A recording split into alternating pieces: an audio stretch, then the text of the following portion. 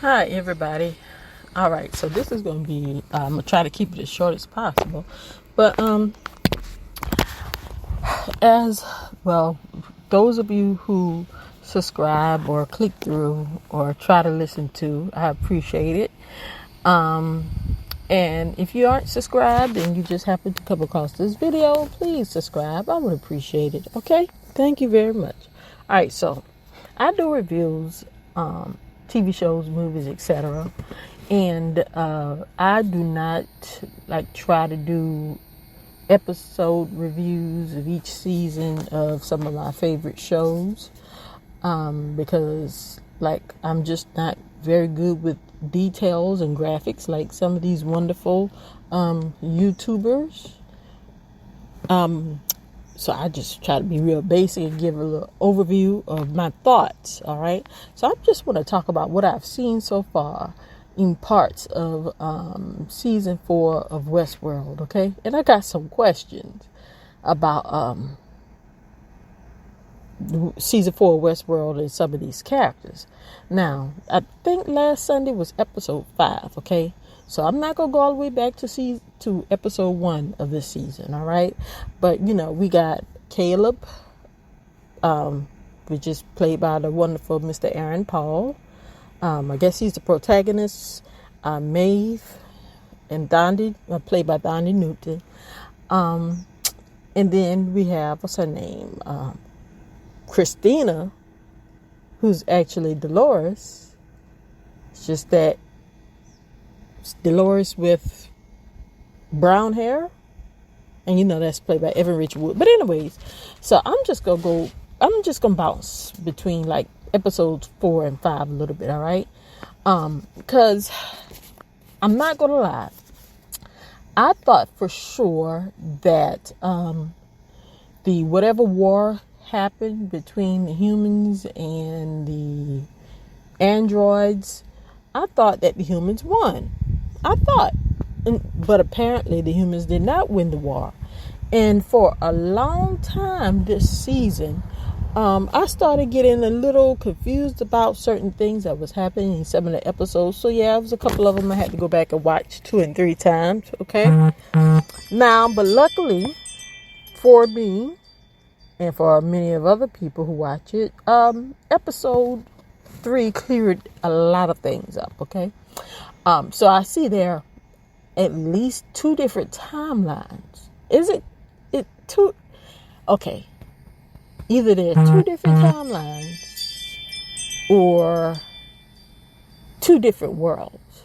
Now, I was thinking by the end of episode 4, there were 2 different timelines because of, by the end of episode 3, I thought that because how Caleb's daughter was being shown as an adult with Bernard Lowe or Jeffrey Wright, and they were looking for a weapon. In episode 4, found the weapon, which turned out to be the body of the dead Maeve. Okay, and we all saw what happened to Maeve in episode 4 when she blew up herself and one of the many copies, I guess, of the Man in Black in that construction site. So I was thinking that, wow, they're, going back and forth between, I guess, the future with Caleb's daughter as an adult and what happened in the past with Caleb and Maeve trying to fight against the androids. But apparently, that's not what happened I don't know. I think it is 2 different timelines. So anyways, let me just shut up. I'm going a little too. Let me get off of that. I'm not going to shut up. I'm going to get off of that. Okay. So 2 different timelines. All right. And it appears that the androids have won the war, but there's still humans that are out there who are fighting against Charlotte Hale, played by Tessa Thompson.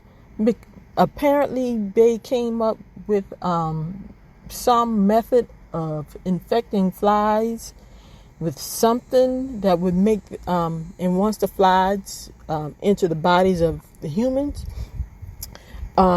it would make it easy for Miss Charlotte Hale and her demon machine, whatever that is, to control the humans by playing some type of sound. So, and I thought that was, interesting and creepy and scary and a little too somewhat realistic. But anyways, and so according from what I could tell by this recent episode, it appears that they've been successful in conquering or taking over as many humans as possible and having the humans submit to her in their world, and having the man in black and whatever other androids go out and hunt and kill those humans who are basically able to resist whatever infection the flies give them. And I think they called them outliers or something like that. Okay, now here's my questions, all right? And that's questions by the end of episode 5.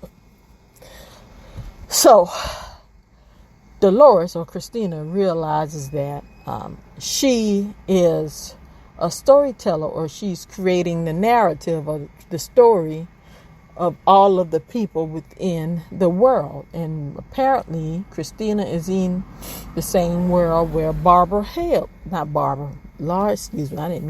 where Charlotte Hale is. And before I thought they was in different timelines, but apparently they're not. And so my question is, because I thought that Dolores / Christina turned out to be the most powerful of them all. So like what happened between season 3 and season 4? And I guess if something did happen that made Dolores basically forget who she was and what power she really had over everything that was happening, I guess that'll be revealed by the end of this season. But Dolores, she was extremely powerful, so I don't get what happened. And I know that Dolores was she was so powerful that at one point she was able to I guess you could say control Charlotte Hale, or take over her will and have her do whatever she wanted her to do. So now it's looking reversed. So I don't really understand. And I guess it all will be revealed. But this season of Westworld, it really, really, really, it is better than last season. Okay, because that last season, it was good, but it was but so far this season is really good. Because like I said, I thought for sure that the humans won the war with the androids. Okay, but apparently they didn't. And now they're trying their best with whatever humans they have left. And with the help of Bernard and Ashley Stubb, they're trying their best to maybe finally defeat Charlotte and her mind control computer and the killer flies. I don't know. Now, the man in black. When the man in black came in contact with that woman who was on the roof, one of those outliers, and before he got there, Charlotte told him, don't you interact with that outlier. Do not. Because as soon as you interact, basically you're going to start questioning stuff. And sure enough, man in black with his crazy killer self, he interacted with the woman. And I guess the fact that she wasn't afraid of him when she saw him, she wasn't afraid. And she was just so serene and looked like she was acting as if, to me, she acted as if she was ready to die. Like she didn't care anymore. But she was so nice and calm and sweet about it. I think her demeanor, that caught him off guard. And that's why he was so slow to kill her. And he just stood there looking confused and listening to everything she had to say. And he was confused long enough so that the woman could walk right beside him, get in his personal space, and lay her head on his shoulder. Wow. So the only reason why she survived was because one of the people involved in the revolt, one of the humans involved with the revolt, came and rescued her before the man in black could kill him. Now, this is the last thing I want to touch on from this past episode. I thought that the human form of William / the man in black, I thought he was dead. And so here we go. I'm looking at when the man in black went back to their headquarters, and out rolls in this machine, this big, I guess, human pinwheel, whatever you want to call it. And he opened it up, and there he was. There was William now, or the original man in black. Now, apparently that can't be the original man in black. It's just no way. Of course, you would have to go back to season 1 and season 2 to watch it. So I'm wondering which duplicate of the man in black or of William is that. But that the recent copy of the man in black, he was just communicating with the pinwheeled with the pinwheeled version of the man in black, and just asking him questions.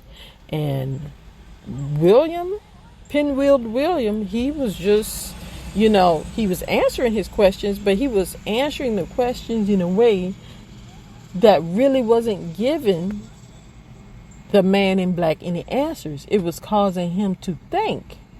So it was like, if you've ever spoke to, I guess some type of a counselor or therapist, and how some of them, you could just talk, and you would ask them questions, and they would give responses that were, basically try to force you to think about what the answer could be, or what could really be going on.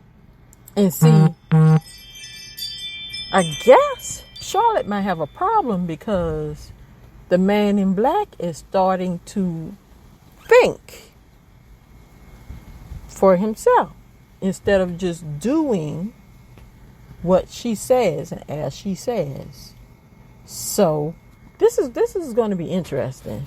And speaking of the man in black, I know Ed Harris is, almost 80 years old, but that man is a good darn actor. He is a good actor. And that role, the man in black, that really suits him. I like what he's doing. And I know that character is part of a larger series or whatever book. I don't know. Was it a book? I don't know. Based on a book, science fiction something.